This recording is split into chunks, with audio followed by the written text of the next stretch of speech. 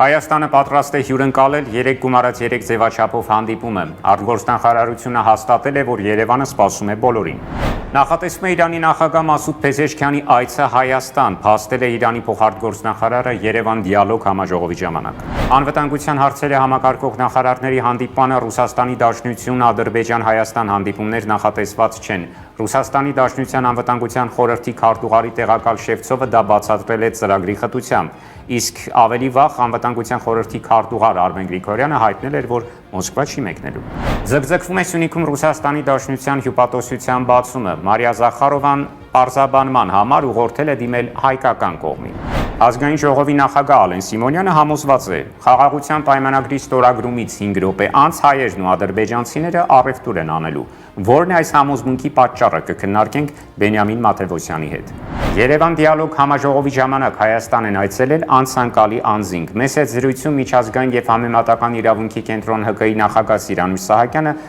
ցավալի է համարել, որ համաժողովի ժամանակ Հայաստան են այցելել Ադրբեջանի ագրեսիան սատարող անձինք։ Արդյոք Թրամփը փախչում է ռուս-ուկրաինական հակամարտության հարցում ստանձնած իր պատասխանատվությունից։ Այս հարցերը կփորձենք քննարկել Արտուր Սահակյանի հետ։ Այս ամենի մասին այսօր ժամը 21:00-ին Ալֆա Նյուզի բոլոր հարթակներում։